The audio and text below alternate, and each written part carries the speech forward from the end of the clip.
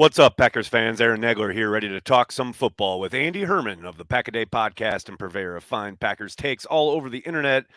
Andy, another day, another Monday, another loss. The Packers dropping a 40 burger from the Eagles. The defense basically laying out the welcome mat for Jalen Hurts and company.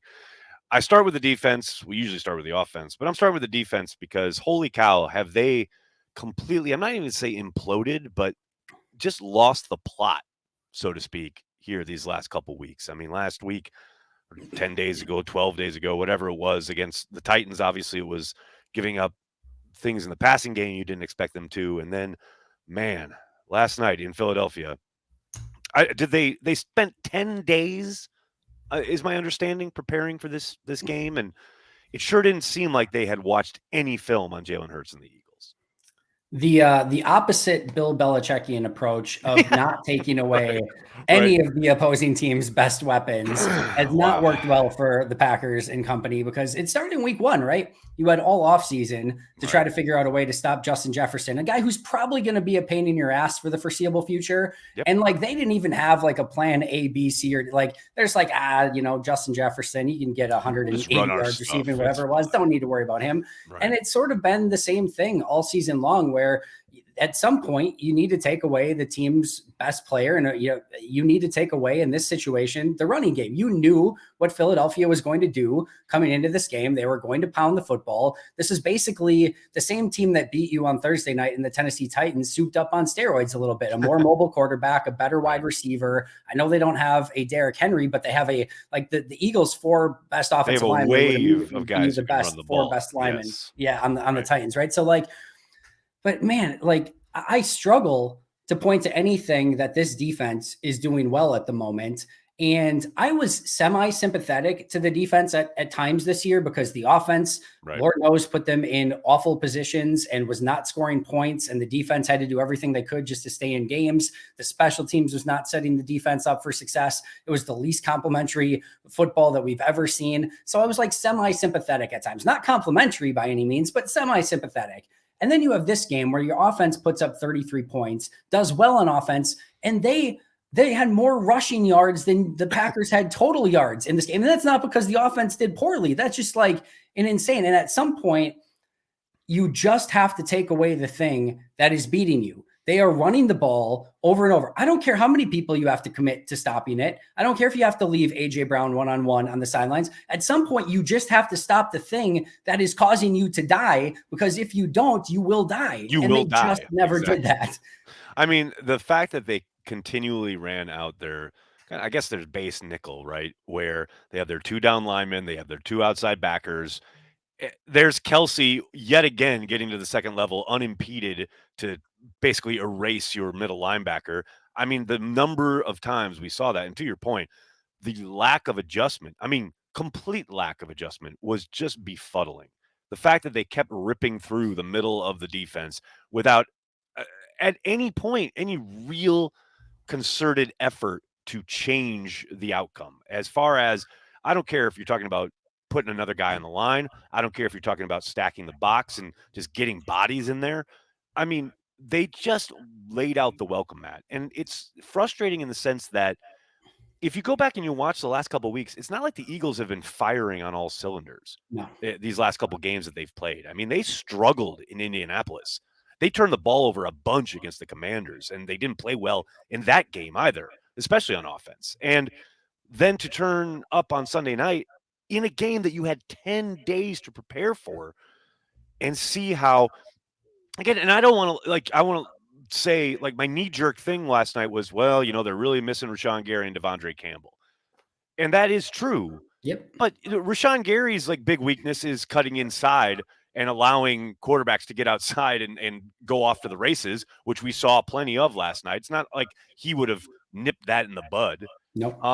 I do think Devondre Campbell's absence really kind of struck them last night, simply because clearly Quay Walker, who I thought had been playing better football over the course of the last 3 or 4 games, he really hit a wall last night. I mean, there were a number of opportunities for him to make a tackle, make a play, and he just did not show up. And that's unfortunate.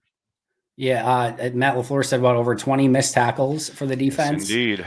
I thought Justice Mosqueda, who always has great tweets, but I thought he had a great tweet out yesterday too of like Matt LaFleur basically said after the Titans game, everyone's fighting for their job from here on out. And Justice said like if this is Joe Barry and his performance and his defense's performance when he's fighting for his job, like it's over. Like there's Yep. nothing more that you can do, right? And again, to the defense of Joe Barry, which nobody really wants to hear or do Nobody anyway, needs, but like right? like like I don't know how many when you have that many missed tackles by players who are in positions to make tackles, when guys aren't getting off blocks up front. Like we talked about the lack of adjustments. I am not absolving Joe Barry in any way, shape, or form, but like this is everything. And we've talked about this kind of all year, but this is execution by the players. This is your big time players. I mean, man, Amos looks 2.5 steps slower than he did, over the course of his previous game. Like Jair Alexander has not played to the level that he's capable of. We can go up and down the list. Kenny Clark, I can't remember the last time he has made a significant play. It is players, it is coaches, it is scheme, it is play calling, it is adjustments, it is all of it. And it feels very similar to 2021 special teams, where you have this moment where you realize we got to burn this whole thing down, and we've got to add different types of players. We got to be more physical. We got to put resources into this. We got to change coordinators. It just feels like this is the 2022 realization on defense. At least it should be. It almost has to be at this point. Yeah, it does feel like the entirety of the defensive side of the ball is broken at this point. It does. And it's fascinating that you mentioned Kenny Clark, because to me, you talk about a guy that you thought coming into this season, and certainly for the first month of the season, looked to be a key defensive player, like one guy in the sea of whatever the hell else was going on. There's one guy that you can hang your hat on that is going to come every week and bring it.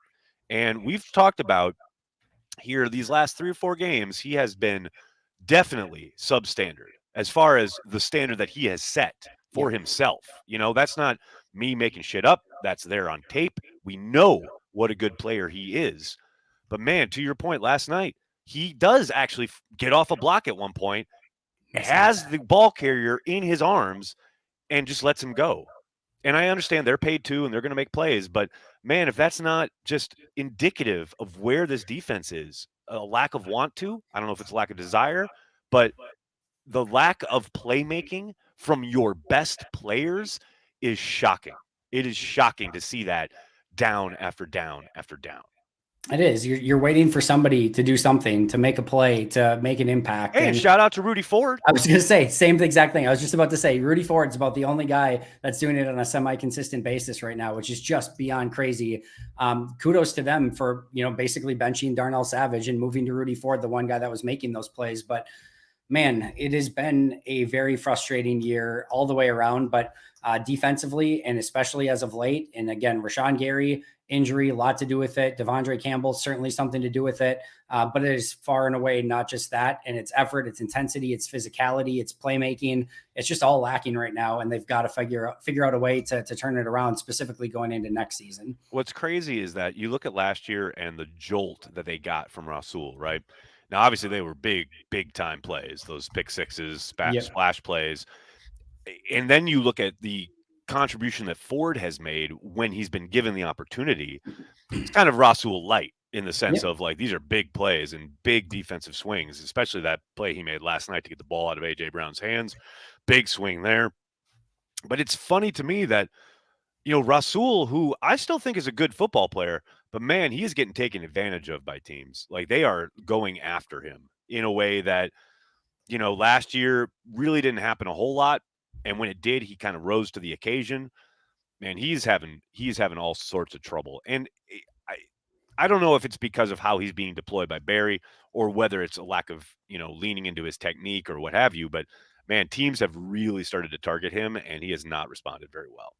Yeah, this is a tough week for him for sure. Yeah, he had a really nice pick against the Titans, did some nice things in that game, but that's been the exception to the rule so far this year. Obviously, he gives up the huge touch. I thought it was a beautiful throw by Jalen Hurts. At some point they get paid too, because that's an amazing throw. Yeah. Also had a holding penalty on that drive, gave up Yep. the other touchdown to AJ Brown, who's a very good receiver, one-on-one man coverage. It's no easy task. But again, these are sort of the plays that we saw Rasul hang in there and figure out a way to make a season ago. Similar situation. And part of it was him starting in the slot this year. And we all kind of knew, all right, this isn't what he's good at. Where he never should have been. He never should have been, but now he's on the outside, being able to play a little bit more of his bread and butter. And unfortunately, it's been some of the same results as we saw in the slot. So again, it's just, I would actually start Aaron with the defensive backfield outside of Rudy Ford for a level of disappointment on this team. Oh, yeah. I mean, when going into the season, Jair coming back, Stokes building upon a fantastic rookie season, Rasul, hopefully coming back after a really impressive season in Green Bay a year ago. Amos has been nothing but consistent in Green Bay prior to this year. And Savage, while likely was going to be the weak spot, we saw in 2020, just 2 years ago, him play really sound football. And you were just hoping that he could get somewhere near that level. I legitimately thought that this could be a defensive backfield that could be one of the better position groups in football. And not only has it not been that, not only has it not been a bad defensive back group, this has been one of the worst position groups in football. And it's just so massively disappointing. Yeah, and it's shocking to me when you look at the guys that they were counting on, whether it's Jair or Adrian Amos or, throw a name out there, they've all regressed.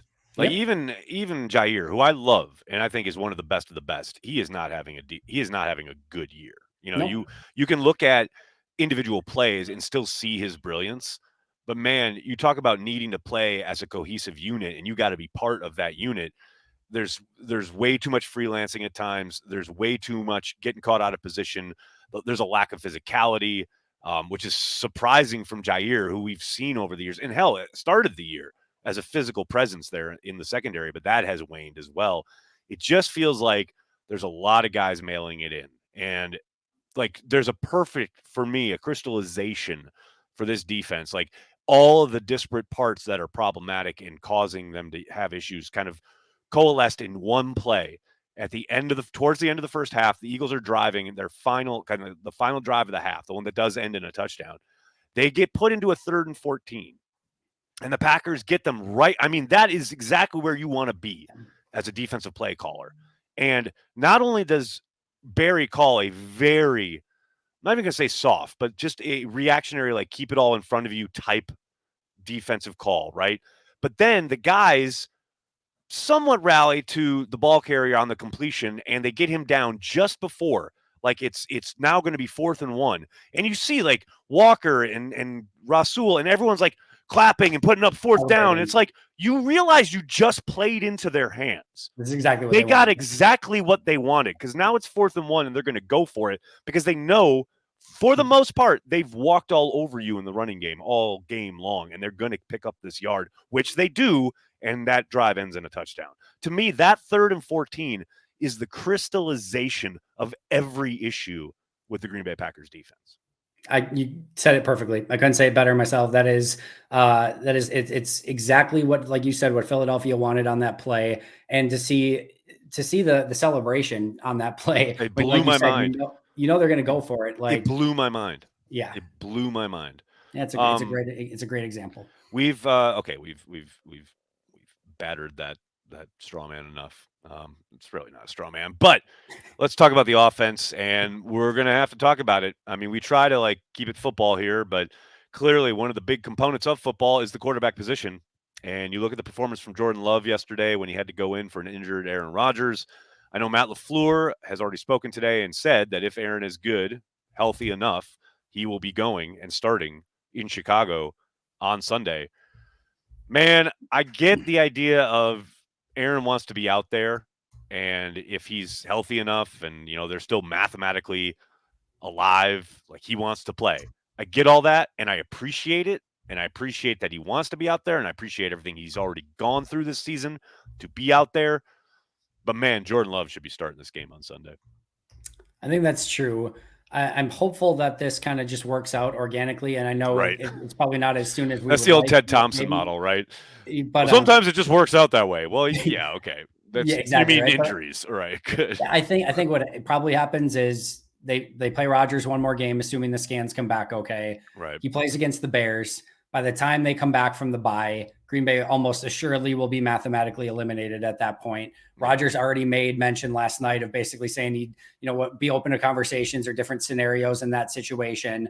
It just seems like at that point, Rodgers probably gets his one more I still own you moment in Chicago, Right. gets that win on the season, and then they're mathematically eliminated. Love takes over for the rest of the season. You don't have drama between the Packers having to ask Rodgers to sit down, and hopefully everything just works itself out. But I don't disagree with you. You've got a 2% chance.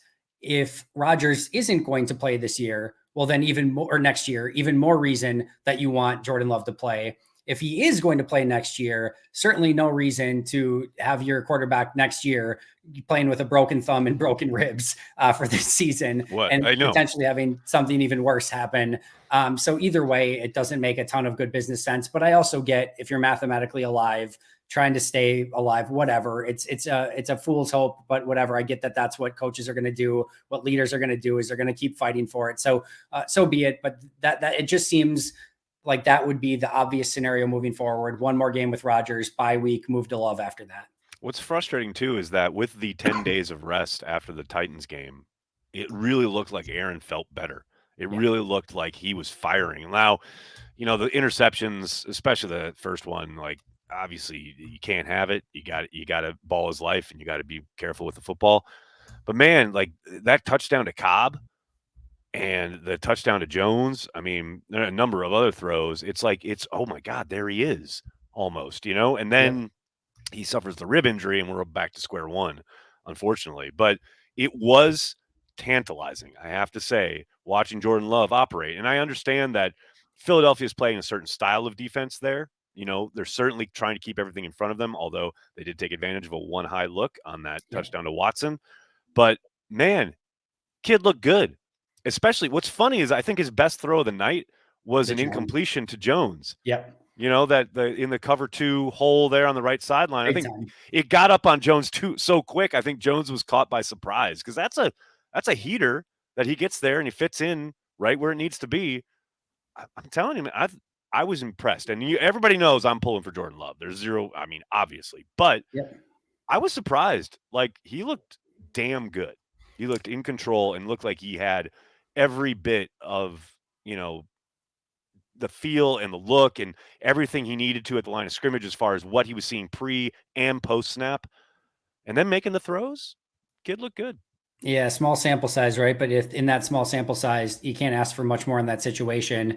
He's coming into the game with the game like kind of in the balance, right? It's a 2-score game. You have the ball. You're in it. And you're clearly going to throw the ball. I think they ran on his very first play and then threw every play after that. It was all throws. Yep. And then, the Eagles kind of know what's coming. Like you said, they're playing a specific brand of defense for the most part. But overall, I mean, sometimes it's really nice just to see get snap, go through your progressions, marry your footwork with said progressions, see open receiver, rip ball, complete the pass, let weapons do the heavy lifting. Move the chains. And away you go. Right? Yeah. And let Christian Watson use his 4.2 40 speed to just, make other fast humans look slow on the play. But it was really awesome to see him just kind of get the ball, go through his progressions, have great footwork on the play, rip the ball, move on to the next play. And again, a couple of the first rollout pass probably would like to have back, probably either maybe hit Lazard short or probably just throw a better ball to Watson in the back of the end zone. A couple things here and there, but man, in that situation against a really good defense where you have to throw the ball, the team knows you have to throw the ball, and you come in and you, like you said, that the ball to Jones down the sideline was amazing, cover 2 beater. And I don't know what more you could have possibly asked from him in that situation. Now it's going to be, when a defense puts a game plan together for him and, you see him for a whole game and, multiple games back to back, that's when we're going to get a really good feel. But, he had 10, 11 snaps, or whatever it was. And I don't know that he could have played that a whole heck of a lot better than he did. Who could have played it a whole lot better throughout the entirety of that game was Josh Myers. I mean, that's a kid who I thought, all right, I get that he has maybe played a full season now, given his injury last year. And I definitely saw some ups and downs. But, it was funny because I was talking to a former Packer 2 weeks ago, and he was asking about Myers, and he was saying, is he getting better? I can't even tell. And I said, I'm not even want to say he's plateaued because I don't know where he's been as far as, like I said, his development, and he's still so young. But man, that was like another perfect example of everything that's wrong with his game last night. And it's frustrating because you see the rest of the offensive line playing pretty damn well. Yeah. But when you're allowing instant pressure on your quarterback like he does in that opening drive, later on, almost the same thing happens where they just let a free rusher come up the middle, and Myers is clearly apparently the one who's late and or off on the as far as whatever the call was, protection Yeah. was. It's just like, shouldn't he be past this at this point? Because it does feel like this is becoming a bit of an alarming pattern. You would think so, and I would, and I've said over the last few weeks, to me, and there's a lot of these players on the roster. To me, he's the most frustrating player on the roster right now. And the reason I say that is because, and as you know, like you could take 5 to 10 Josh Myers cut ups from a game, and Right. man, he would look as good as Look any like an center in all-pro. the league. It would look Yep. so freaking good. And I could give you another 10 plays, and you'd be like, man, give me like awful Green Bay Jeff Saturday back. That's where we're at with it right now. So like, and you just can't have that level of inconsistency, right? Like I would almost just rather have a like kind of mediocre to sometimes bad player like here Lucas and there. Patrick comes to mind. I'm sorry, say that again. Lucas Patrick comes to mind. Exactly, right? You know? You knew what you were getting on almost every play from Lucas Patrick. Wasn't sexy, but it was consistent. Like the Meyer stuff is like, man, he might pancake a guy into oblivion or drive a guy, 10 yards down the field, or he literally might just be like not even playing on the play and get beat within a millisecond. And you just don't ever know what it's going to be. And we saw that on a couple occasions in this game. And the same thing on the positive side is like, right. If anyone wants to make a really good argument for like, wow, look at Josh Myers, he's really good. You can easily do that. If you want to make an argument, wow, Josh Myers really bad, you can easily do that too. I kind of wonder if a move to guard wouldn't, at least be worth a shot. And I'm not saying necessarily this season, you probably just wait till the off season, but I almost wonder if he's just kind of thinking too much, or like there's so much going on with Rodgers making checks and calls and like him snapping the ball. And like, by the time he just like gets out of his head and like has to go block somebody, his mind's like all over the place. I almost wonder if like, do you consider, again, if Jenkins is back next year, do you consider maybe putting Jenkins at center and moving a Myers to guard just to let him play football rather than have to go through this entirety of like all the checks at the line and everything else? But man, I'm at the point where I think they've got to try something at this point. Yeah, last night I thought for the first time it was really glaring. Like there's been plenty of weeks where you can look at, like you're talking about, the highs and lows, but man, the last night it cost them in a way it hadn't yet. And that's like I said, it's a bit alarming. Can't get out of here without talking about the special teams. So you want to sit there, Andy Herman, and tell me that Keisean Nixon has been sitting there the whole fucking year? And they've been trotting out Amari Rodgers on purpose?